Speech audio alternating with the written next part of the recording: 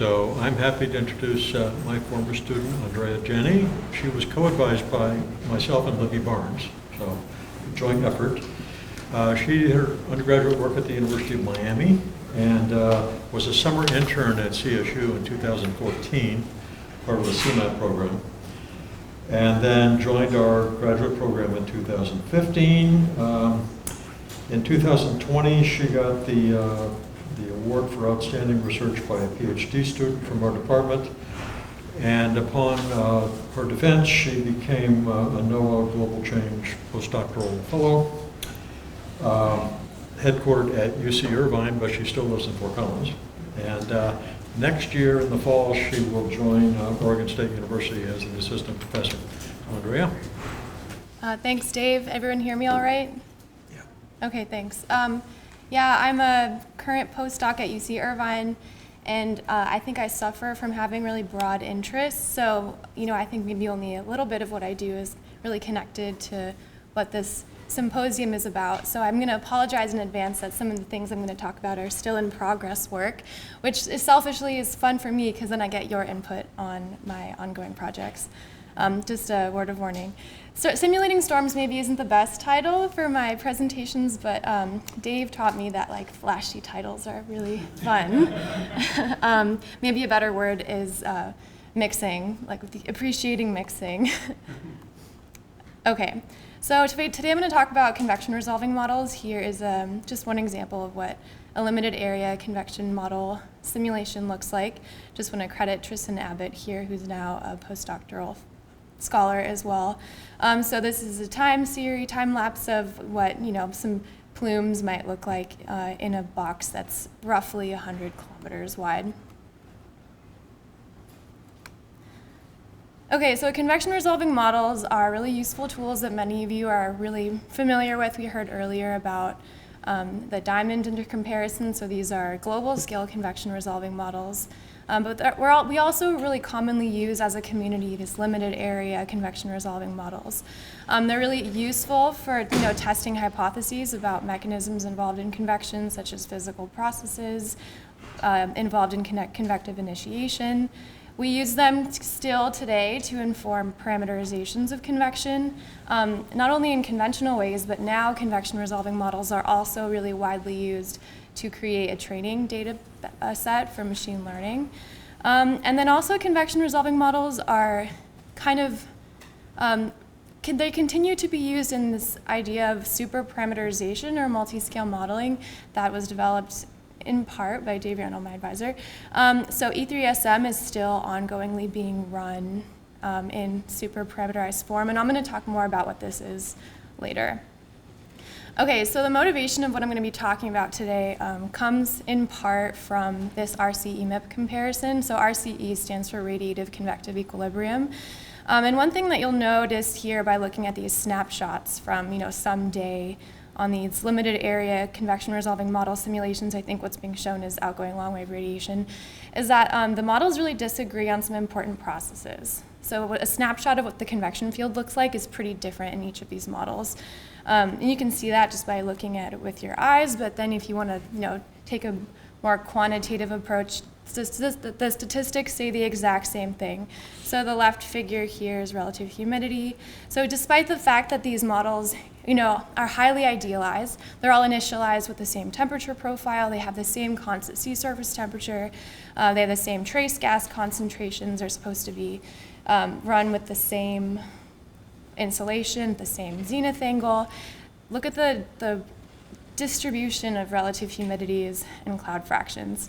Additionally, they also disagree on the sign and magnitude of anvil cloud fraction change with temperature. So one of the reasons that this model intercomparison run was conducted was to try to understand some basic questions about climate sensitivity, like how does cloud fraction change with warming? And one of the key findings, I think, is that we are still far from really understanding this. Running models in these really idealized states still doesn't give us a clear picture of what might happen in the future. Okay, so one thing I'm going to talk about is understanding parameter sensitivity in convection resolving models. So by parameter here, I mean like model settings. It might sound kind of boring, but I think this work is motivated by the idea that if we can better understand how convection in these models is sensitive to the settings of the models, we might be able to, one, fix the models, make them more realistic, but also to learn about the dynamics of convection. So I'm going to talk about resolution, both horizontal and vertical. This is a build on what was talked about earlier with NICAM. One thing I'm really interested in right now is the sensitivity of convection to domain size. And this is ongoing work, like in the last month with another postdoc at Harvard. So if you want to give me input on anything, the domain size work. And then also I'll briefly talk about the dimensionality of a convection resolving model, so like 2D versus 3D. If I have time, I'm not sure if I will, I'm going to talk about what I'm going to be doing in the second part of my postdoc. So my original fellowship ended, but I'm extending my postdoc one more year, and I'm going to switch into another parameter which convection resolving models use, which is microphysics. And I'm going to be involved in this really cool collaborative project using machine learning to understand about cloud microphysics. Okay, so how are convection resolving models sensitive to resolution? So in reality, the goal is to simulate something like this. This is a picture, but inside the models, it ends up looking something like this. I took this from Tom Buchler, if you know him. It's not my idea. Okay, so this is a paper from Nader Jivanji showing the sensitivity of cloud fractions specifically to horizontal resolution. And what Nader talks about in this paper I've cited down here is that anvil cloud fraction is really sensitive to horizontal resolution. At very high horizontal resolution, so this is sub-kilometers where this sensitivity really points out, anvil cloud fraction increases quite substantially as you decrease horizontal resolution. And what this appears to be due to is mixing. So at high resolution, what Nader argues is that there's more mixing. As a result, there's more condensate evaporation. So in these simulations with fixed radiation, the amount of convective heating that occurs per unit convective mass flux is reduced.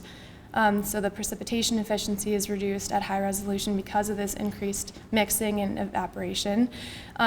So the convective mass flux increases, we get more total detrainment, and then as a result, more anvil clouds. So why does this happen?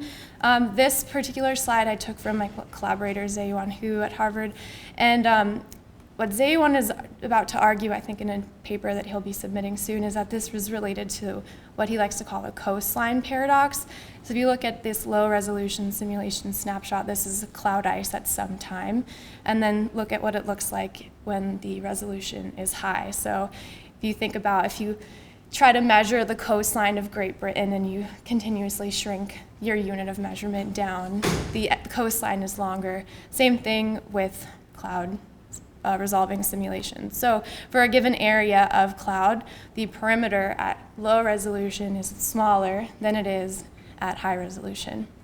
It seems like it shouldn't be the case. We don't want our simulations to be sensitive to resolution, but unfortunately, I think many of you can appreciate that they are. So high resolution produces more mixing because of this coastline paradox. Vertical resolution also impacts cloud fraction at the anvil level. So this is another study. One of the authors is here today and just presented this morning. This is NICAM simulations, so rather than being limited area convection resolving simulations like this Nader Jivanji paper I showed, these are global scale simulations. So number of layers is here on the bottom axis, and ice cloud coverage is here on the vertical axis. So for really coarse vertical resolution simulations, ice cloud coverage or anvil cloud coverage is high, and when anvil cloud coverage, when the number of layers is increased, anvil cloud coverage seems to shrink. One of the interesting things is that not only is ice cloud coverage at a certain climate sensitive to vertical resolution, but the magnitude and sign of its response to warming is also sensitive to vertical resolution. So at high resolution over here on the right, NICAM predicts more anvil cloud coverage at warmer temperatures, whereas in coarse resolution versions of NICAM, there is less anvil cloud coverage at warmer temperatures. So like the horizontal resolution case, The authors of this paper argue that here the turbulence parameterization is to blame. So this is not a coastline paradox explanation. This is more of something that we could fix if we addressed the subgrid scale diffusion parameterizations to be more scale aware and less sensitive to vertical resolution. Okay, so I also looked at vertical resolution, specifically in SAM. Here is the same thing I just showed, where cloud fraction is smaller for high vertical resolution and much larger at coarse vertical resolution. But in addition to cloud fraction, relative humidity is also sensitive to vertical resolution. So these are limited area domains at domains that are small enough so that convective aggregation doesn't occur. So that these differences in relative humidity shouldn't be due to differences in convective aggregation occurring. So as with horizontal resolution, I'm thinking that this is due to mixing. So in SAM, as in NICAM, we do have sensitive mixing to vertical resolution. Here what you're looking at is the fractional detrainment rate. So this is the amount of mass that convective plumes lose per unit area that they travel up. The volumetric detrainment rate is a measure of the total amount of mass that plumes are giving to the environment, and then here's the updraft mass flux. So the difference in the anvil cloud fraction with vertical resolution can be traced back to detrainment effectively. So at low vertical resolution, there's more mixing. I want to emphasize that this is a different result than what is found for horizontal resolution. Okay, so one of the cool things about the sensitivity of these limited area convection resolving models to vertical resolution is that when you let radiation to freely evolve, the decrease in anvil cloud coverage and decrease in relative humidity makes the atmosphere more efficient at cooling. So there's more precipitation despite it being drier. And one thing that I found to be quite unexpected is that despite the fact that this domain was less than 100 kilometers, which typically is way too small for convective aggregation to occur, when I increased the vertical resolution such that the model had 256 levels, this model began to show signs of aggregation. So I'm not really sure why this happened, but it might be due to its odd behavior. I went back one slide. One of the things I wanted to point out was this increase in detrainment that occurs for the two simulations with intermediate vertical resolution right around the 5 kilometer level. This is typically known as the congestus cloud mode or the freezing level cloud mode, which, as expected for an increase in vertical resolution from 32 levels to 64 and 128, there was more detrainment at this level. This is consistent with previous studies who've shown the exact same thing. One thing that was unexpected was when I increased the vertical resolution to even further, so doubling it from 128 levels, this congested cloud mode decreased. So anyway, summary of the SAM simulation sensitivity to vertical resolution is that there's something funny going on in SAM specifically when the vertical resolution is pretty aggressive. I also looked at the sensitivity of convective aggregation specifically to vertical resolution. So now instead of these simulations being less than 100 kilometers, I increased the domain size to about 1,500 kilometers. Here's just some quick snapshots of day 5 and day 150. So indeed, these simulations do aggregate. The 32 level simulation is really aggressively coarse, and it, as a result, behaves quite oddly. What you're looking at here is a time series of the spatial variance of vertically integrated frozen moist static energy, which is kind of just a way to measure organization. And the 64 and 128 level simulations both do aggregate, and they do so kind of similarly. The differences aren't really notable, but the 32 level simulation, it has a much more delayed onset time and a slower onset time, and it becomes more, if you, by this measure, more strongly aggregated. And the reason for this is it has extremely intense drying down in the boundary layer once it finally does aggregate. I'm thinking this is due to weak cold pools. Cold pools tend to moisten the boundary layer, but at really, really low resolution, cold pools are too weak. And as a result, you enable extreme drying in the boundary layer once aggregation occurs. If you're interested, what you're looking at here, the white contours are cloud condensate. This is column relative humidity percentile. And then the dashed contours are mass stream function. So you can see how mass is moving around in space. Okay, I have to fly through this because I really want to focus on the domain size piece of this talk today. Okay, so now I'm going to talk about how convection and the mean state in these limited area convection resolving models is sensitive to domain size. So here's just a little quick image of what that might look like. Here maybe we have like a 100 kilometer by 100 kilometer simulation, and maybe here this is something like 500 by 500 kilometers. Specifically, I ran 4 domain sizes. One is aggressively small. Typically, convection resolving model simulations are not run at this small scale, but this is kind of a proof of concept. Okay, so when I say that convection in the mean state is sensitive to domain size, what do I mean? Anvil cloud fraction tends to decrease with growing domain size, such that at really large domains, the cloud fraction is reduced. Same thing for relative humidity, and this occurs in simulations with both fixed radiation and interactive radiation. And the updraft max flux is larger and small domains. Additionally, the mean precipitation variability decreases at large domains. This makes sense. But also the maximum precipitation rate at any given time increases. So this pink line is small domains, black line is large domains. Interestingly, the mean CAPE, so the convective available potential energy, and its variability decrease as you increase the domain size, and the maximum updraft velocity also increases. This second one I think makes sense. So why do we care about the sensitivity of convection to domain size anyway? The Earth doesn't operate on these limited domains. Well, one of them immediately is superparameterization. I will explain in more detail later what superparameterization is, but typically very small domains are used in superparameterized simulations. Second is that, again, they're still used to inform convective parameterizations, and then limited area convection resolving model simulations at these really small domain sizes continue to be used for experiments and learning. So to understand the sensitivity of convective behavior to domain size, I'm going to start by using this analytic model for relative humidity to try to gain insight. So here's a definition of the terms. RH is relative humidity. This varies between 0 and 1. This delta term is the fractional detrainment rate. This alpha is the ratio of gross evaporation to gross condensation, so it's always less than 1.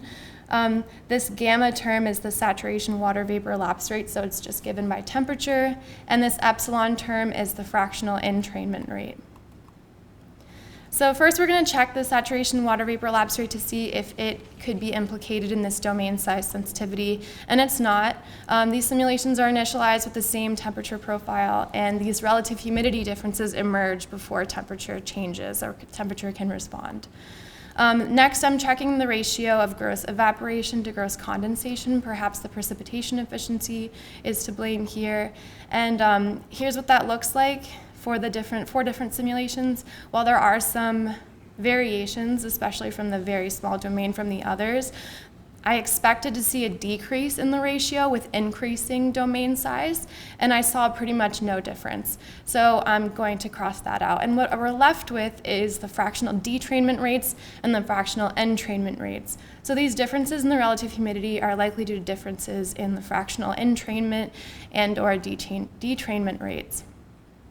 So either or both of, with increasing domain size, the fractional detrainment rate decreases, so the amount of mass that plumes are losing to the environment decreases with increasing domain size, or fractional entrainment rate increases. So I have 3 hypotheses right now that I'm working with, and again, I'm going to remind you that this is ongoing work, so if you have any ideas or comments, I would gladly take them.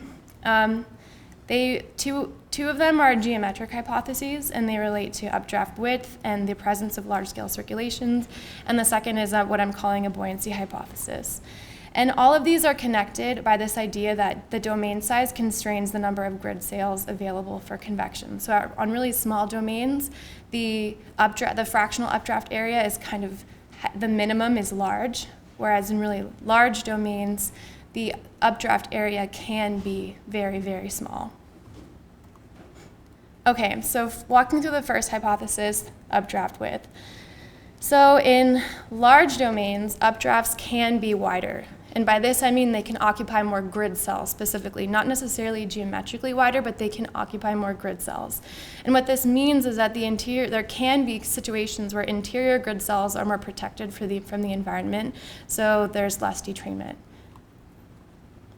Simple. My second geometric hypothesis is related to the presence of large-scale circulations. So in a very, very small domain, a single updraft circulation completely fills small domains.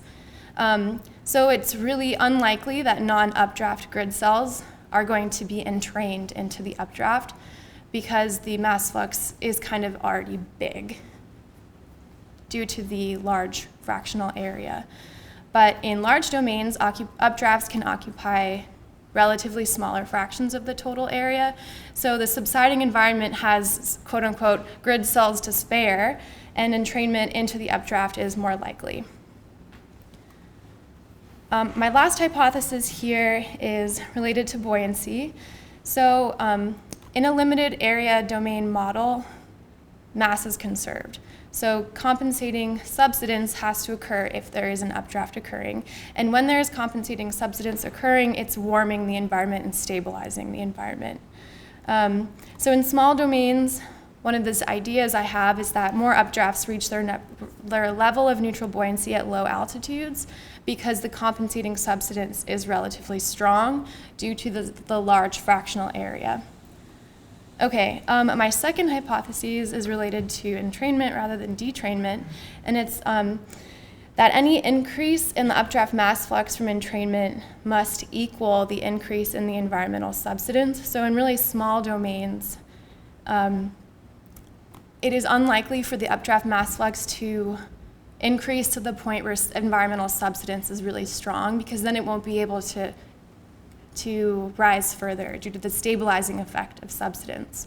So the entrainment is relatively less likely from this buoyancy perspective, whereas in large domains, because of the relative smallness of updrafts in terms of grid cell number, there can be entrainment because the compensating subsidence is not too strong to prevent further updrafts.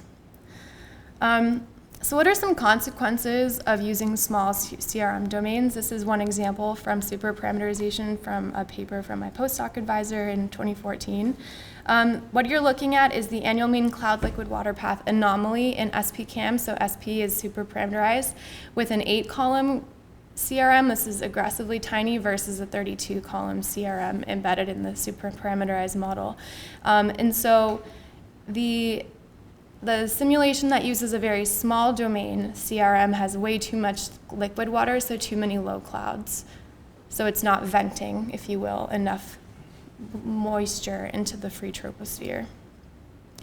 Okay, so lastly, in this parameter sensitivity to CRM study, I'm going to be talking really briefly about dimensionality. So dimensionality, I mean here 2D versus 3D cloud resolving models or convection resolving models. Okay, so finally, what is superparameterization or multi-scale modeling framework?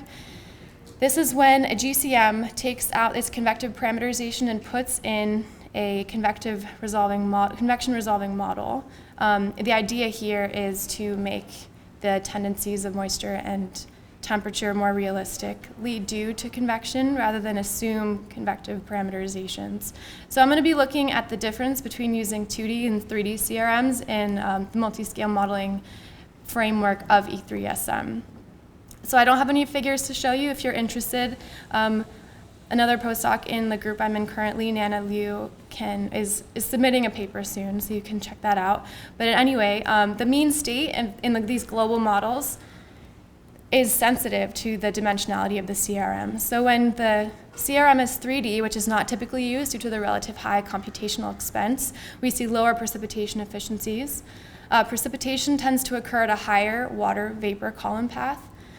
The convective mass flux is larger, and there are more anvil clouds. So all of this is consistent with our mixing hypothesis, so we believe that mixing is to blame here. So there's two reasons that might be explaining this. In 2D, updrafts can have smaller perimeters relative to the same updraft in 3D. So for example, in 2D, this updraft here in pink has 2 neighbors, but this updraft has 4 neighbors in 3D. But from a detrainment perspective, a 3D updraft can also spread in more directions than an updraft in 2D. And so mixing, even though all the parameterizations are exactly the same, this dimensionality is still impacting how much mixing there is between the updraft and the environment. Okay, so in summary, convection resolving models are really sensitive to really simple parameters such as the resolution, the domain size, and the dimensionality. In the case of resolution, there's opposite responses to increased horizontal versus vertical resolution. And in many of these cases, mixing or how entrainment and detrainment, for example, interact with the environmental relative humidity are really important and processes here. So if you want to learn more about this, you can talk to me after. I don't have enough time to go into this today. That's all.